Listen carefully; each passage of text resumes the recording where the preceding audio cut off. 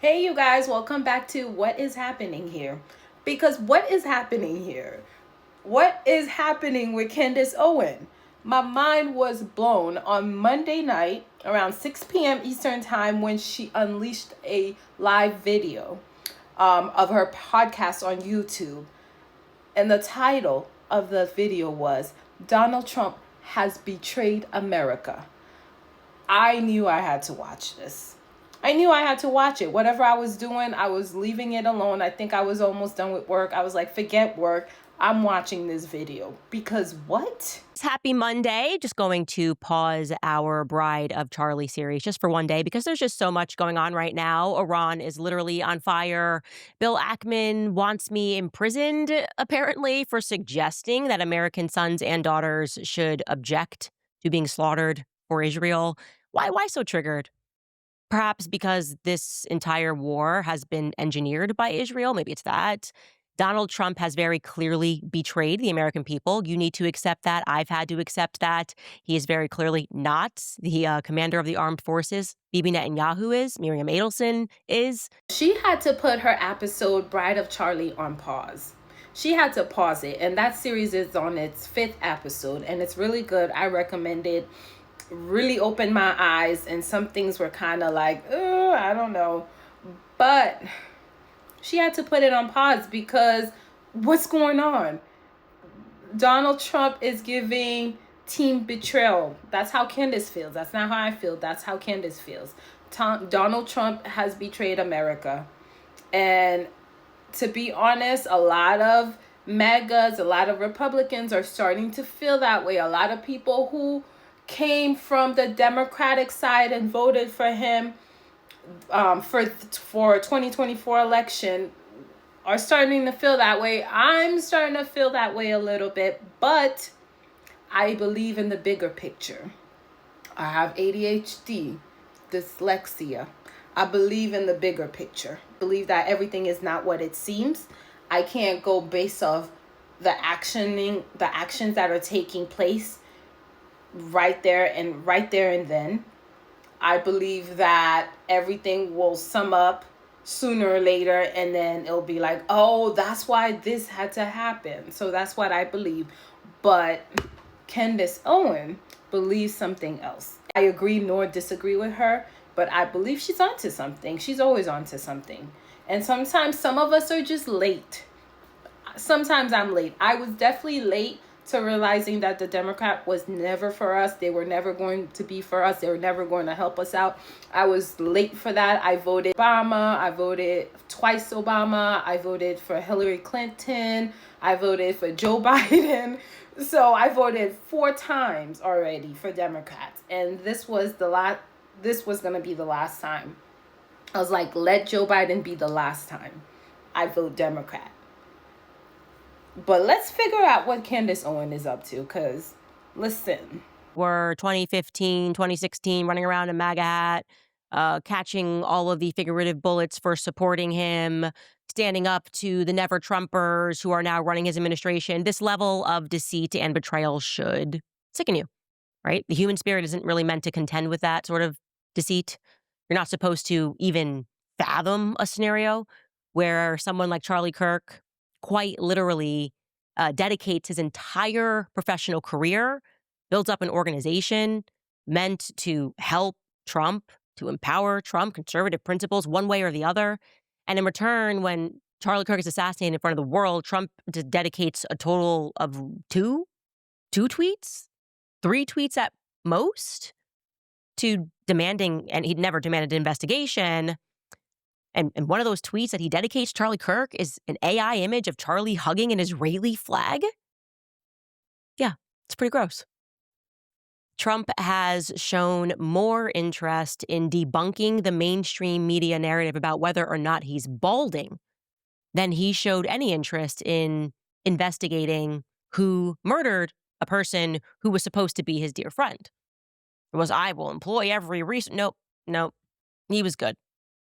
So how exactly are we supposed to process that?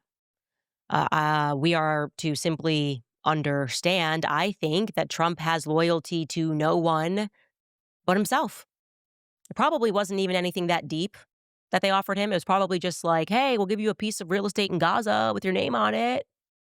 Also, favorable headlines in the New York Times. We put that on your desk every morning and we tell you this is how everybody thinks. So she goes into a rant, a really long rant, because she feels as if the president of the United States is compromised. And a lot of us do feel like this is what seems to be happening. It seems like he's been compromised. And by compromise, I mean as in what he sought out to do and what he told us he was going to do once he got into office. We're not seeing a lot of those. Some things, yes, we've gotten the cheap grocery price, we've gotten the eggs down, the gas price. Well, now it's the gas price is all the way up. But yes, we've gotten a little here, a little there, but it does feel a lot like breadcrumbing. It's giving breadcrumbing at this point. And I can agree with Candace and her rant that Donald Trump seems to be compromised. But at the same time, I can disagree that I don't think it's that easy, because what we've seen elections after election, presidents making promises and barely ever getting anything.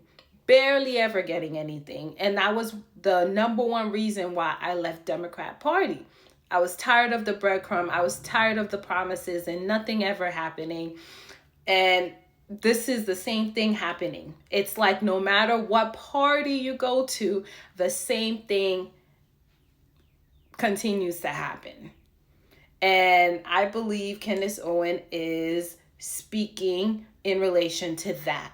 The president has been compromised, and I don't think it's as easy as she says it's being done. It's not about, I know she's probably just mocking, but I think they compromise you based on information they have on you, things that you would just never allow others to know, things that you've done. Or maybe it's bribery, but land in Gaza, I don't think that's it. I think it's more severe than that. I think internal life, who knows? I don't know. But I think it's in remarks to that. I don't think it's as easy as land in Gaza and people talking amazing about you in the Time magazine or whatever it is. I think it's a lot more than that. I think it's internal life. I think it's rich and power, what every man wants. Supporters who followed him into battle. Some who literally spent time in prison after January 6th because they believed in him. Trump has betrayed every last single one of us, okay? Make no mistake about that. Trump is now a never-Trumper. The very people that we had to fight to get Trump into office, he is now partnered with and insulting us. And he thinks that we're too stupid to notice or something.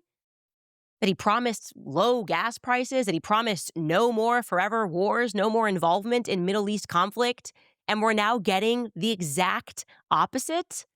And that's happening because he's a coward. He is a coward for doing this to the American people. Donald Trump, Candace is not playing. She's not playing with you.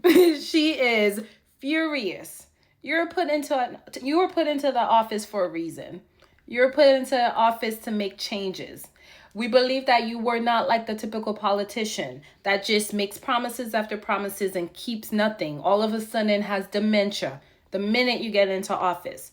So in that degree, I agree with her. Like, what is happening? Are we going to war? Are we at war? Like, that was number one promise. America first. Remember, America first. And what is going on with Israel? Like, I've never heard so much about Israel in my whole entire life until this administration. And the last one, too. And I'm kind of sick and tired of hearing about this. Like, what is up with Israel? That is research I really need to go and do for myself. Honestly. And that's going to be his legacy. His legacy is going to be a person who could not stand up to Bibi Netanyahu, a person who just loves money and loves the idea of his name on anything. This is what the world will remember about Donald Trump.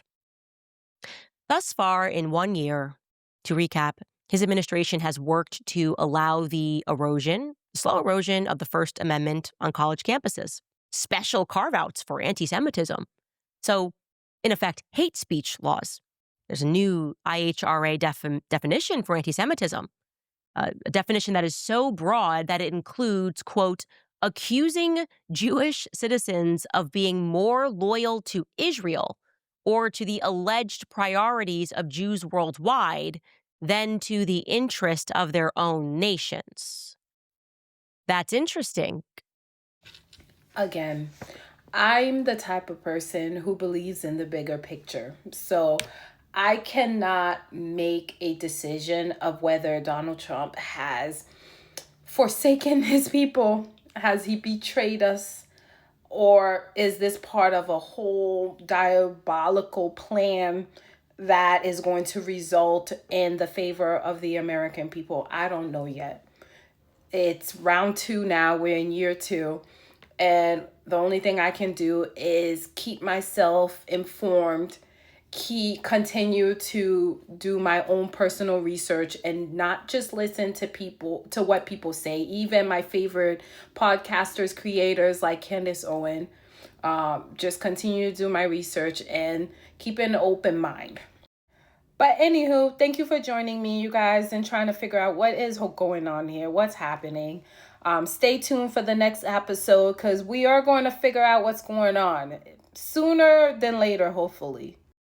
Don't forget to like and subscribe if you want to join the journey with me.